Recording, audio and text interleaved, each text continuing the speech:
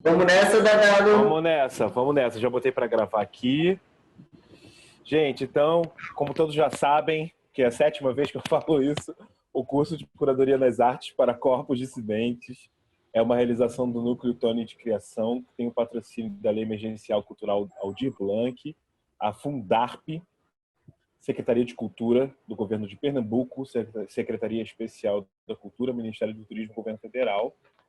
Como sempre, o nosso chat vai ficar aberto. Antes vai propondo as dinâmicas dela, mas certamente já sabemos que vai ter uma série de... Ela vai ter muita abertura, então a Renatinha vai fazendo essas mediações aí. Quem quiser falar já sabe, dá um toque lá no chat, ou então levanta a mãozinha. Hanna também está aqui, Hanna Godoy, coordenador do curso, do projeto. Silvinha Portela também está aqui. A gente fica aqui por trás. E quem quiser, como o Renatinha já falou, pode ficar com a câmera aberta, para a gente é sempre bom, que a gente vai vendo um pouco. E queria só apresentar para vocês a Ante Ribeiro, Olá. Que é pesquisadora de ficções, curadora em audiovisual. Ela faz parte da equipe de curadoria do Recifest, Festival da Diversidade Sexual e de Gênero do Recife, de onde ela está falando.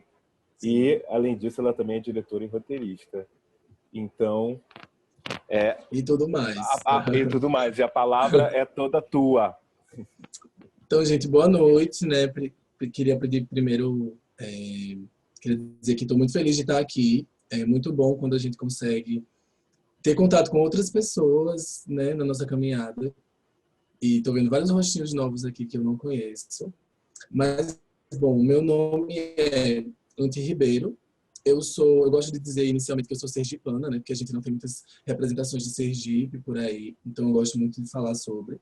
Mas eu estou baseada em Recife, vai fazer 4 anos já, e estudo cinema e audiovisual nesses 4 anos em que eu estou aqui, vim para isso, né. Meu trabalho hoje tem circulado numa chave em que eu tento juntar a curadoria, a pesquisa e a educação. Então, o processo de curadoria, o processo de pesquisa desemboca num processo de curadoria em audiovisual, e aí eu tento pensar um processo de audiovisual, quando a gente pensa o áudio e o vídeo, né, a imagem e o som, eu gosto de pensar a poesia, eu gosto de pensar a música, eu gosto de pensar a trilha sonora, além dos filmes, né, que o audiovisual já agrega. Eu acho que às vezes a gente esquece um pouco que esses outros estímulos também são audiovisual. Então, por isso, eu tenho tentado falar de uma curadoria que é necessariamente interdisciplinar, uma vez que eu estou sempre tentando desembocar nesses diferentes circuitos para tentar falar de como romper um pouco essa realidade. A gente vai falar um pouco mais sobre isso. Assim. Bom, aqui hoje, eu fiquei até me perguntando sobre o que eu ia falar, o que eu ia trazer, porque eu acho que a curadoria, ela para mim tem sido um exercício poético e artístico, né? Não é só um exercício de selecionar o trabalho artístico de outras pessoas, de outros artistas, de outras realizadoras, de outras existências, mas também é pensar como eu me encontro como artista no processo da curadoria, né? Gente, se der algum problema no microfone, alguma coisa, vocês não alô, tá? Espero que esteja tudo bem. Tá, né? Tá rolando, né? Massa. E aí, quando eu estava me perguntando sobre o que eu ia trazer, eu quis trazer um pouco da minha pesquisa mais recente e falar um pouco de como a gente pode ter acessos efêmeros a outras realidades a partir da curadoria, a partir do processo de ter contato com as produções, com os processos artísticos, com os estímulos gerados por um conjunto de artistas e pelo nosso olhar também, enquanto curadora, né? E aí, a curadoria, a partir disso, ela acontece para mim necessariamente num processo de diálogo. E como eu tenho pensado a curadoria juntando a pesquisa e a educação, então nesses espaços de troca, eu tenho uma necessidade muito grande de conversar, né, de ter um feedback. Então aqui, saibam que eu vou estar o tempo todo tentando gerar essas aberturas. Eu sei que estamos aqui online, então fica meio difícil às vezes de se sentir junta, mas eu vou tentar o tempo inteiro conversar, porque eu acho que isso é crucial para o meu trabalho também. E aí, já para começar, quem quiser abrir o microfone primeiro, por favor, eu queria perguntar um resumo, se alguém quiser abrir o microfone e falar do que rolou até agora aqui, que eu quero entender onde eu estou pisando. Alguém quer falar? Não precisa dar um panorama geral, não. É só falar um pouco do que você tem sentido aqui nesse curso, nesse espaço. 7 aulas incríveis, assim, 7 a gente está, né? Esse é o número. Incríveis, com pessoas fantásticas, trazendo o assunto da dissidência de uma forma muito consistente e afetiva. As pessoas estão participando bastante, assim, os alunos, né? Eu não sei quantos somos aqui na sala, mas tem sido um coro interessante. Então, sei lá, era isso. Massa, massa, massa, massa. Eu estou trazendo o sonho como uma parte da minha pesquisa que pensa o sonho não como dormir e sonhar, necessariamente. Não como um elemento onírico somente, mas o sonho como uma prática de exercício do dia a dia e de vida, de acesso a outras realidades. Né? Quando eu falo em realidade, eu falo de um conceito colonial, né? O conceito de realidade ele é fundado junto da colonialidade. Né? Antes da colonialidade, aqui nesse território que a gente está hoje, não se falava do termo realidade. Então, as orientações se davam a partir de outras ferramentas, inclusive do sonho. Então, eu trago o sonho hoje aqui pensando que o sonho ele antecede a realidade, como um processo de estudo do mundo e de orientação.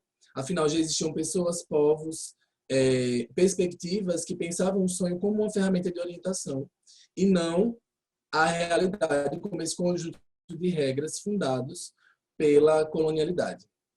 Aqui o tempo inteiro eu vou estar trazendo colocando a realidade em xeque. Um exemplo que eu gosto de usar para pensar que regras da realidade são essas, são as identidades das pessoas trans. Por quê? Nessa realidade, essas identidades ainda são inconcebíveis. Ainda é uma luta constante para que essas identidades sejam entendidas como reais. Então, o que eu entendo é que aqui não há uma reivindicação, não me interessa reivindicar a realidade. Me interessa pensar formas de, através da curadoria e da arte, da produção artística, como a gente consegue quebrar essas regras. Né? E aí hoje eu estou trazendo mais textos, mais perguntas e provocações que não têm resposta, para que a gente pense um pouco. Vamos lá.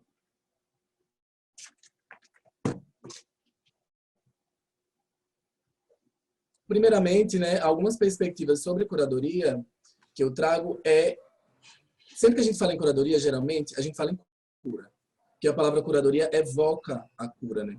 Então, em muitos espaços, em muitos locais em que estamos falando sobre curadoria, a imagem da cura, o termo cura é evocado. E aqui eu gostaria de pensar uma curadoria que não esteja comprometida com a cura permanente. Porque não há cura possível no mundo que foi fundado pela doença.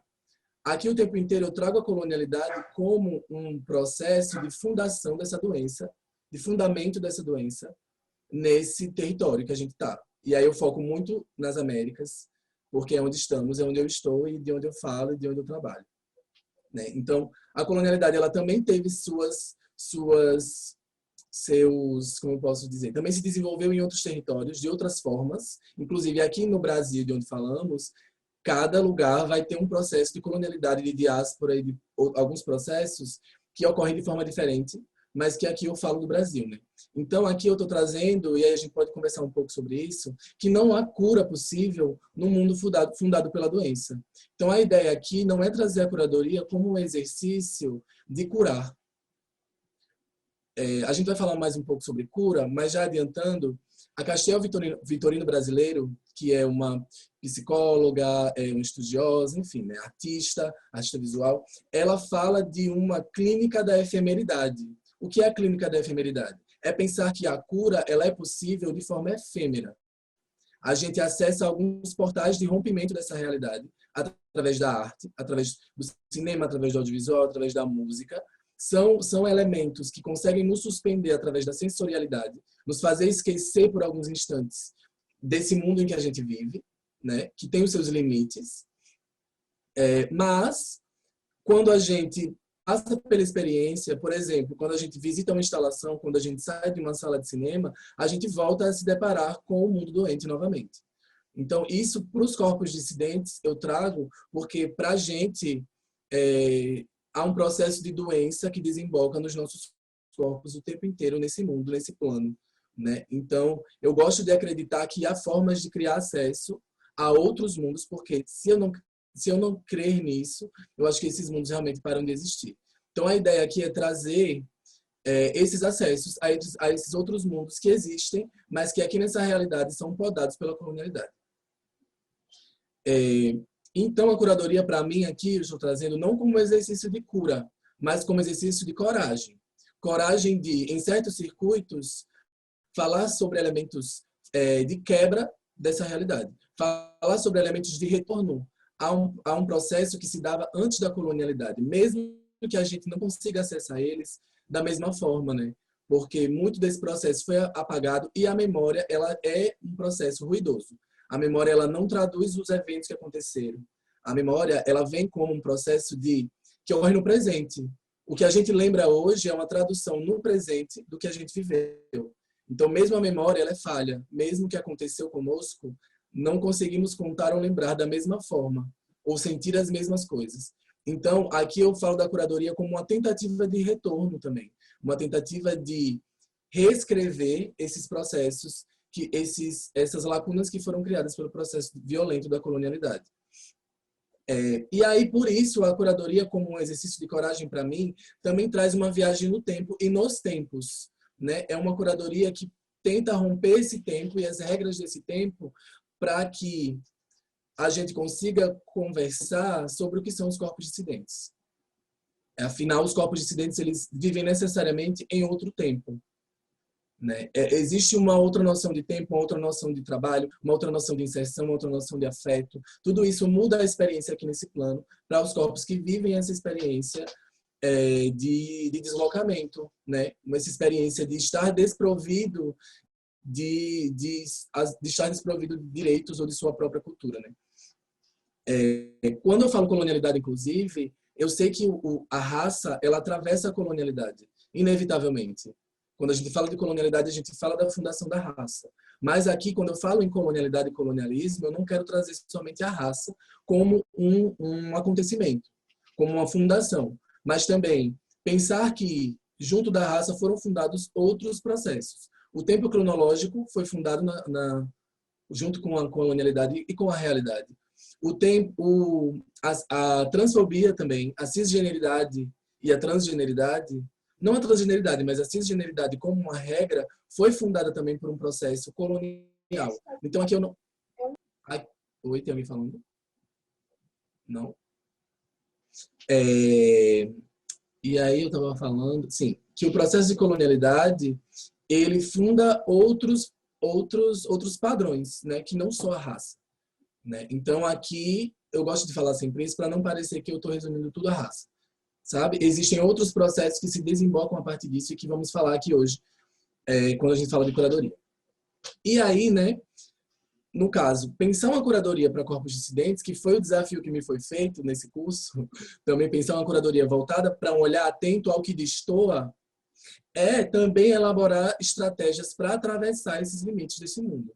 Também elaborar como a curadoria em cinema, por exemplo, a gente está o tempo inteiro selecionando filmes e agrupando eles e falando sobre como há algo que atravessa esses filmes que reverbera.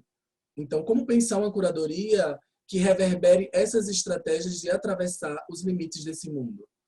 Eu estou fazendo as perguntas, mas eu não tenho as respostas e também acho que ninguém vai ter as respostas, mas que são provocações que a gente precisa fazer para atravessar esses limites. Então, como pensar uma curadoria que está o tempo inteiro comprometida em desestabilizar o poder? Afinal, quando a gente fala de curadoria e quando a gente fala de curadoria em processos institucionais, que às vezes também não é o caso, pode ser uma curadoria independente, pode ser uma curadoria para dividir com as suas amigas. A curadoria, eu acho que ela é um processo de olhar atento, mas que a curadoria, a gente geralmente fala ela num processo institucional. Então, quando a gente fala de processos institucionais, a gente fala de poder, a gente fala de uma seleção, né? A curadoria, muitas vezes, ela está ligada a um processo seletivo, por mais excludente que a gente saiba que isso as vagas e os espaços, eles já estão construídos, né? Então, quando a gente fala de curadoria no espaço institucional, automaticamente a gente fala de poder, né? A gente fala de um poder efêmero de disposição e de colocar esses estímulos em janelas, criar janelas para esses estímulos, criar plataformas para que esses estímulos reverberem, né? Então, aqui eu tenho tentado pensar a curadoria como um processo de desestabilizar o poder. Já que a curadoria é esse lugar de poder, então como experimentar esse poder efêmero sendo um corpo dissidente, sendo um corpo e uma mente dissidente, né? Corpo e mente não se dividem. Não acredito que corpo e mente se dividam. Acho que os sintomas de um e outro desembocam em um e no outro, né? São interconectados. Mas aqui eu tento não pensar só no corpo também, porque não é só corpo, né? A gente também pensa, a gente também propõe. Então o corpo ele vem atrelado à mente e ao espírito, né? Tudo isso habita o corpo. Então, para mim, não há uma neutralidade no exercício curatorial. E acredito que talvez outras pessoas que passaram aqui tenham falado sobre isso, mas para mim é muito importante falar de uma curadoria artística. E se a gente fala de uma curadoria artística e que traz um processo de gerar estímulos e pensar no que reverbera, a gente também está se colocando. Eu estou me colocando como artista e curadora. Quando eu faço uma curadoria para o Recifest, por exemplo. Quando eu monto uma sessão para o Recifest. Então, para mim, não há neutralidade. Aqui não é sobre neutralidade, né? É sobre estratégia. É sobre pensar a curadoria como um local de estratégia, né? E quando tem ali escrito ali, curadoria e guerra, e aí eu também tenho como eu falei, né? Eu dou um curso que se chama Ficção como Arma de Guerra. Essa guerra a que eu me refiro é a colonialidade, é o colonialismo. E eu não acredito que a colonialidade ela acabou, ela continua em curso, né? Ela continua se reinventando nesses processos ao longo desse tempo cronológico, fundado pelo capitalismo. Então, não há neutralidade aqui. Há um processo de tentativa de reparação, e sempre a tentativa. Não vai haver uma reparação completa nesse mundo. Não acredito nisso. Acredito nesses acessos efêmeros dados pelos processos artísticos a esses outros mundos. E aí, né, como organizar o corpo dissidente nesta realidade? Alguém consegue me dizer como organizar o corpo dissidente nesta realidade? Como se localiza o corpo dissidente?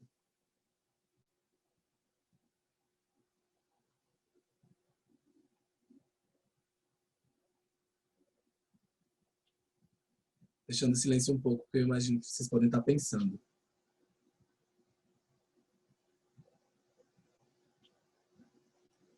E se a gente pensa em organizar o corpo dissidente, como desorganizar a ideia de corpo dissidente nesta realidade? O que é o corpo dissidente?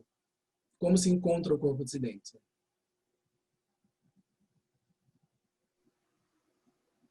Acho que tem que começar pensando que ele não é uma categoria estanque, né, Anty? Como você estava falando, assim, já não dá para pensar só a racialização, né? Então não dá para pensar só as questões de gênero. É um pouco o exercício que eu trouxe no encontro passado, de trazer, por exemplo, a senescência, é o oposto da adolescência, ou seja, o envelhecimento do corpo como processo que traz também uma dissidência a esses corpos, né? Uhum. Então é pensar nesse sentido para poder depois então desorganizar categorias que nos aprisionem. Uhum. Alguém falou no chat aí agora que eu vi, deixa eu só rever para falar exatamente o que foi. Chat. A Marci falou, eu estava pensando nisso. Por que organizar a dissidência? E é justamente isso que eu estava tentando provocar aqui. A tentativa de organizar a dissidência é um método de controle. A tentativa de localizar o corpo dissidente, os processos da dissidência, é um método de controle, uma tentativa de controle. Então, aqui eu estou muito mais interessada nessa pergunta que tem um parênteses ali, pensar em como desorganizar o corpo dissidente. Eu acho que a chave aqui de proteção para o corpo dissidente é tentar não ser localizada por essa necropolítica. E aí, como pensar em desorganizar o corpo dissidente aqui? Como pensar em sair, por exemplo, a raça, né? Ela é um marcador de dissidência facilmente falado, facilmente localizável. Mas os caminhos para falar de raça sempre vão desembocar num local onde voltamos à fundação da raça. E a fundação da raça nunca foi das pessoas racializadas, entende? Estamos lidando com isso, mas não é uma fundação nossa. Então, como a gente foge disso? Como a gente cria caminhos dentro dessa loucura toda, dentro desse caos todo, dentro dessa encruzilhada, como a gente cria caminhos que fujam e que não passem por essa vigilância? Eu não tenho essa resposta também, tá, gente? Eu estou trazendo muitas perguntas e aí fica na chave das perguntas muitas vezes. Se alguém quiser falar, não tenha medo de me interromper, tá? Se eu ouvir algum babadinho aqui, eu já me encaminho para dar abertura para falar, certo? E aí, inclusive tem um texto lá no Drive que eu mandei, que é do Eduardo Glissant, e tem um texto da J. Mombassa comentando o texto do Eduardo Glissant.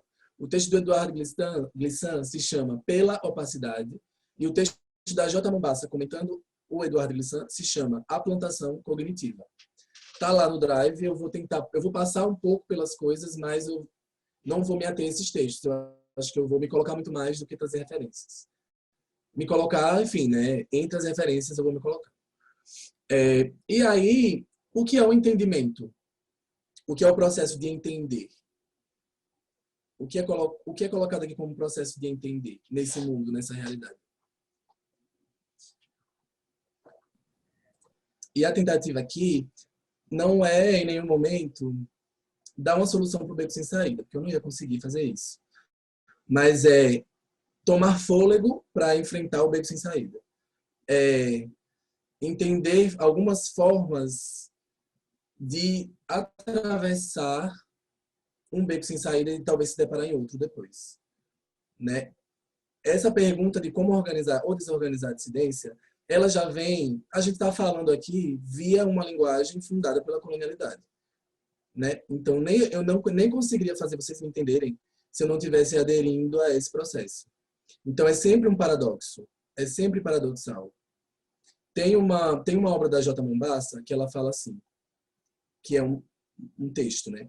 Que ela fala que a fuga só acontece porque ela é impossível. Essa frase evoca um paradoxo que fala muito sobre a nossa experiência aqui nesse mundo, né? Que é justamente do beco sem saída, de ter esses acessos efêmeros, de ser suspensa às vezes, mas de se deparar continuamente com esse mundo novamente. E aí eu acho que a curadoria para mim aqui é muito essa tentativa de ir ganhando esse fôlego para seguir. Ou voltar, né? Ou ficar no mesmo lugar. Mas de continuar tomando fôlegos, né? Entendendo que esse é um processo de corrida. E muito semelhante a uma guerra, né? E aí, quando tu falou, até conecta com o que eu ia falar agora, do entendimento, a compreensão é um processo de redução, de reducionismo. O Eduardo Glissant, que eu falei antes, ele fala de como a gente, quando fala de diversidade, a gente fala de uma política das diferenças. Então, respeite as diferenças, né, do outro. Mas essa política da diferença, ela se baseia num processo de comparação. É preciso entender e articular a diferença do outro para que possa aceitar. O que o Glissant fala é não de diferença, mas de opacidade. Talvez alguém já tenha falado sobre isso aqui. Não sei se falou. Mas a opacidade, a gente vai ver já uma explicação sobre ela, mas a opacidade, ela é um movimento de não importa entender. Isso falando de o outro, né? Não importa entender o outro. Não é sobre entender, articular, compreender e comparar isso com a sua experiência, mas navegar na sua experiência e deixar que a opacidade ela se torne, ela coexista. Falar de coexistência. A opacidade é quando a gente fala de coexistência. A política da diferença ela não fala de coexistência, porque ainda é necessário entender a diferença do outro para se colocar. Ainda é necessário, na política da diferença, entender os nomes e os termos dados às diferenças para que elas se coloquem. Mas e aí, como ficam as perspectivas que não são nomeáveis? Como ficam as perspectivas que não são organizáveis pela racionalidade, né? A gente pode falar isso de várias formas, né? Pensar, por exemplo, o nó que dá na cabeça de uma pessoa não binária quando ela vai falar sobre a sexualidade dela. O que ela é? Se a sexualidade ela vem de um processo que toma o gênero como ponto de partida. Então, se você não é homem nem mulher, você é o quê? Né? Então, todos esses processos, isso foi só um exemplo de como já existem, a gente já está lidando com perspectivas que não são enquadráveis na racionalidade, nessa racionalidade. Né? Então, é isso que eu tenho pensado sobre desorganizar.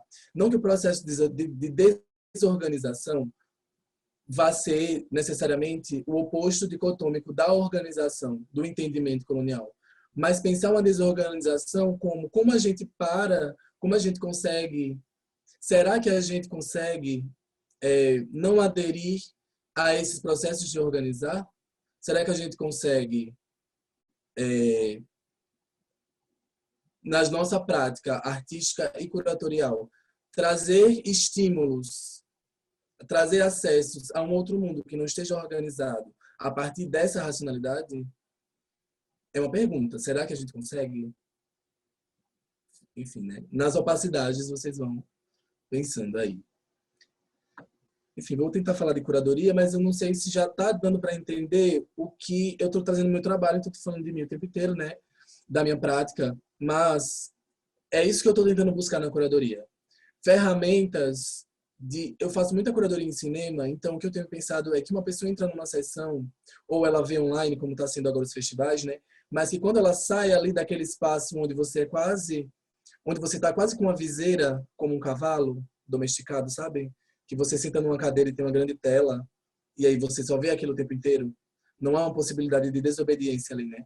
Mas o que eu quero é que ali haja que não haja entendimento como essa ferramenta com E maiúsculo, mas que haja um processo em que as imagens, os sons, os estímulos, eles consigam navegar nesses universos a ponto de reverberar de suas formas diferentes. Entende? Eu não estou muito mais interessada em juntar uma sessão, por exemplo, que ela passe tudo, diga tudo, esteja tudo no diálogo, sabe? Que ela te oriente ao ponto de violar a sua opacidade, violar o seu universo, entende? Violar também é uma palavra meio cristã aí, mas aí, né, gente? Linguagem, estamos aqui. Enfim, eu trouxe também para a gente já tentar instaurar aqui um pouco o sonho, mais uma vez, um pouco essa linguagem que não é sobre propósito, não é sobre ser entendida, não é sobre passar uma lição, mas é sobre explorar a sensorialidade e os estímulos, né? E de como a palavra, muitas vezes, ela está figurando num local em que ela é defasada, né? Quando a gente fala da academia, quando a gente fala dos textos, dos artigos, mas que há uma possibilidade na poesia de trazer as palavras evocando a sensorialidade, né? Trazer as palavras evocando o sonho, né? E o sonho, ele dialoga com a opacidade no sentido de que ele não é feito para ser entendido. Aliás, o sonho nem é feito por ninguém, né? Então, o sonho, ele tá aí como uma ferramenta de orientação, mas que em momento nenhum, quando sonhamos, estamos... Eita, minha luz ia cair aqui. Peraí. Tá. Em nenhum momento, quando sonhamos, estamos articulando o entendimento. Estamos acessando uma orientação que é inexplicável. Isso, para mim, é muito interessante, né, ao falar de sonho. Aí eu trouxe uma grande citação aqui do Ailton Krenak, que talvez já tenha sido falado aqui, eu acho que sim. Mas no Ideias para Adiar o Fim do Mundo, que está lá no Drive também, tem o seguinte, ele fala o seguinte sobre o sonho. Quando eu sugeri que falaria do sonho e da terra, eu queria comunicar a vocês um lugar, uma prática que é percebida em diferentes culturas, em diferentes povos, de reconhecer essa instituição do sonho não como experiência cotidiana de dormir e sonhar, mas como exercício disciplinado de buscar no sonho as orientações para as nossas escolhas do dia a dia. Para algumas pessoas, a ideia de sonhar é abdicar da realidade, é renunciar ao sentido prático da vida. Porém, também podemos encontrar quem não veria sentido na vida se não fosse informado por sonhos, nos quais pode buscar os cantos, a cura, a inspiração e mesmo a resolução de questões práticas que não consegue discernir, cujas escolhas não consegue fazer fora do sonho, mas que ali estão abertas como possibilidades. Fiquei muito apaziguado comigo mesmo hoje à tarde, quando mais de uma colega das que falaram aqui trouxeram a referência a essa instituição do sonho, não como uma experiência onírica, mas como uma disciplina relacionada à formação, à cosmovisão, à tradição de diferentes povos que têm no sonho um caminho de aprendizado, de autoconhecimento sobre a vida e a aplicação desse conhecimento na sua interação com o mundo e com as pessoas. Era muito me baseando na fala do Ailton Krenak, que eu estou tentando falar sobre o sonho como uma prática disciplinada de vida e não como esse lugar que a gente acessa quando dorme, né? Também é sobre isso, mas é sobre acessar esse exercício constante de sonho na vida, também consciente, sabe? Não só quando você está parcialmente inconsciente. E aí, para mim, o Ailton traz, e aí aqui eu não quero dizer que o sonho ele está aqui para quebrar a realidade. Até porque o sonho, como eu tinha dito, ele antecede a realidade como uma ferramenta de orientação. O Ailton Krenak está dizendo que diversos povos, diversas culturas reconheciam já a instituição do sonho como uma experiência disciplinada de orientação, né? E isso antecede a chegada dos navios e a colonialidade, né? Então, o sonho, ele é aí uma tecnologia que antecede essa fundação da realidade. É a realidade que atravessa o sonho. Não é o sonho que é feito para romper a realidade. Então, aqui eu não estou tentando falar de usar o sonho para romper, mas de tentar acessar esse lugar, de tentar acessar essas outras realidades. Aqui é só vários pontos para me guiar, uma fala, mas aí eu tenho tentado pensar justamente a curadoria como a reativação desse sonho exercício, né? A curadoria como esse resgate e também a curadoria como um lançamento dessa tecnologia no futuro também. A curadoria como uma possibilidade de reativar o sonho exercício, de reativar o sonho como uma orientação do nosso cotidiano, né? Uma tentativa de projetar desses estímulos, né? Nessas imagens, nesses sons, nessas palavras, e etc. Tentar projetar lá uma possibilidade de rompimento do mundo, né? Enfim. E aí, como eu tinha dito, né, o sonho ele antecede o mundo como conhecemos, ou o mundo como veio a ser. E, consequentemente, ele antecede a realidade, né? Esses conceitos, o mundo como conhecemos e o mundo como veio a ser, são conceitos da Denise Ferreira da Silva, que é uma autora que tem um livro chamado A Dívida Impagável, em que ela fala disso, né? Que esse mundo ele veio a ser o que é agora. E estamos vivendo nele. Mas e aqui eu trago, fazendo um link com o Ailton Krenak, que o sonho ele antecede esse mundo como veio a ser, né? Esse mundo como conhecemos, o mundo implicado, né? O sonho ele antecede qualquer processo de tentativa de instaurar esse mundo neste planeta, né? Porque o mundo e o planeta são coisas diferentes. E aí, o sonho aqui, ele é uma tentativa de torcer a realidade. E aí, quando eu falo de torcer e não de quebrar, não de romper, não de inverter, é justamente pensar o torcer como um processo que evoca a espiral, torcer a realidade, né? E aí, quando eu falo de espiral, eu falo da quebra do tempo, né? A gente vive um tempo cronológico que é a base do capitalismo, da colonização, dos processos de escravidão e de morte, né? E de genocídio, né? Afinal, a gente precisa viver para trabalhar, então amanhã a gente acorda para trabalhar novamente, e o tempo cronológico também é o pretexto para dizer, por exemplo, que os processos escravatórios, que a escravidão acabou, por exemplo, né? Diz assim, a escravidão aconteceu há muito tempo atrás, o que acontece hoje não é escravidão. Mas é escravidão porque ela só se reinventou nesse processo, né? Nesse processo de tempo cronológico. Então, existem várias culturas, várias crenças, várias pessoas, em vários universos em que a gente não vive esse tempo cronológico, né? E aí, aqui eu tento trazer o sonho também como uma quebra do tempo, né? Uma possibilidade de torcer a realidade mesmo, de tornar essa realidade espiral, né? E aí, quando a gente fala de espiral, a gente fala de um tempo que não tem início nem fim. É um tempo que se reverbera um tempo que o futuro é o passado pode vir depois do futuro. Tem um texto até da Kenia Freitas, em que ela está comentando o afropessimismo, que é uma corrente que, enfim, fala sobre a escravidão não ter acabado, e ela fala que o que aconteceu no passado é muito mais uma dica do que vem pela frente, do que algo que foi deixado para trás. O que aconteceu é muito mais um relance do que vem pela frente, do que algo que deve ser deixado, algo que deve ser superado, né? Enfim. E aí, o sonho, por isso, ele é capaz de... O sonho como essa prática que eu estou falando, né, gente? Não necessariamente dormir. Não quero resumir isso a dormir e sonhar. Também é isso. A gente também acessa através disso. Mas tentar trazer o sonho para uma prática consciente. Ele cria aberturas potenciais para o impossível, né? E para um impossível possível, né? Um impossível que é acessado efemeramente. A gente já estava conversando muito sobre isso.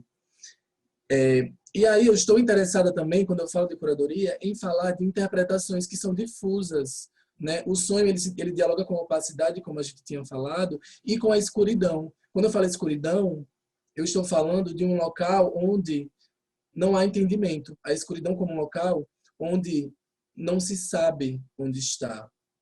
Não se sabe onde vai navegar, mas que também é um local de habitação, né? A escuridão não como um elemento de terror ou de medo, mas a escuridão como um local possível de meditação e de habitação mesmo, de viver na escuridão, né? De entender, de pensar que na escuridão o entendimento não é a questão. Não se vê nada, né? E para o humano, isso que foi fundado para a gente viver dentro, para o humano a visão é crucial, infelizmente. E aí, enfim, existem experiências que vão se distanciar desse processo da visão, mas a imagem, o processo imagético e de captura dessas imagens, ele se torna essencial, né, aqui no capitalismo. Então, quando a gente fala de escuridão, está falando nesse local onde o entendimento não é a questão, entender não é a questão, né? Aí é preciso acessar outros sentidos, onde talvez as coisas não venham ditas, não venham articuladas, né? E aqui também pensar o sonho e a opacidade como uma ferramenta de romper a ideia de propósito, de romper a ideia de uma linha de chegada, de romper a ideia de uma lição de moral, de algo que vai vir ao fim. Mas pensar um processo artístico que não esteja comprometido com padrões de propósito, entende?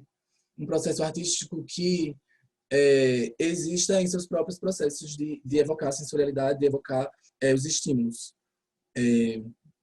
Enfim, e aí o sonho ele pode ser essa chave que abre essas fontes de informação que a racionalidade jamais vai conseguir explicar. Vamos lá. E aí, uma outra pergunta, pensando a curadoria novamente, pensando tudo isso que a gente falou sobre sonho e sobre entendimento, como abandonar o vício pela compreensão na prática curatorial? É uma pergunta e uma provocação. Como a gente abandona esse vício pela lição de moral, né, que surge ao final? Como se abandona a necessidade de se colocar de forma a reduzir os universos, né, a uma perspectiva que não, num diálogo de sobreposição, né? Como a gente dialoga sem se sobrepor a esses universos, enquanto curador, enquanto artista, porque muitas curadoras são artistas, se colocam assim. Acho que a curadoria ela é artística, ela não é neutra. Então, para mim, esse olhar ele tece ele tece um tecido, né? Ele tece uma narrativa ali. Então, eu me pergunto e pergunto aqui também como abandonar o vício pela compreensão numa prática curatorial, né? Como a gente, enquanto curadora, abandona a necessidade de explicar as coisas, sabe? Como a gente deixa reverberar também. Deixa eu descer mais aqui. Bom, e aí pensando pensando o sonho e a possibilidade de usar o sonho como linguagem, ou como algo que a linguagem não consegue abarcar, eu fico pensando nessas possibilidades de criar versões da realidade. Nessas versões da realidade criadas artisticamente, podem uma das possibilidades é uma inversão da realidade. É porque a inversão ela evoca o binário novamente, né? Ela evoca o dicotômico. A inversão é o que está do outro lado. E por isso que eu trago esse parênteses assim, né? Como trazer também essas versões da realidade, né? Pensando que a gente estava falando sobre memória, de que a memória ela é falha e tem lacunas de um processo de violência, como contar fatos, histórias, memórias, como compartilhar sensações, pode criar suas próprias versões. Para encerrar, que eu já estou vendo que a gente está chegando ao fim, aí seria massa se vocês pudessem falar também no fim, enfim, se as pessoas pudessem falar. Mas, para finalizar, eu trago outra citação do Ailton Krenak, falando sobre sonho.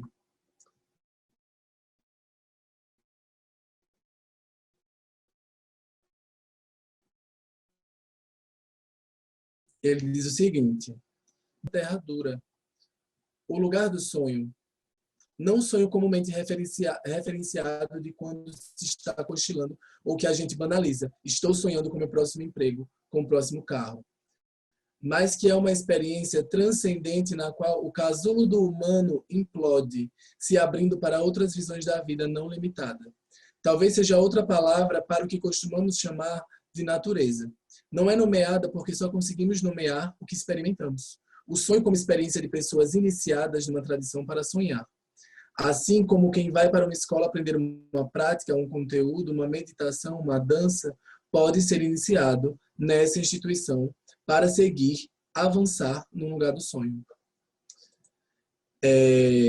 Essa última fala traz o que eu queria deixar, hoje sim, que eu estava tentando falar, eu acho, e navegar, sobre que é pensar o sonho como prática, o sonho como uma disciplina e um aprendizado, né? Um sonho, como diz o Ailton, de uma tradição de pessoas iniciadas na prática do sonho, né? De pensar o sonho também como essa possibilidade de romper o casulo do humano.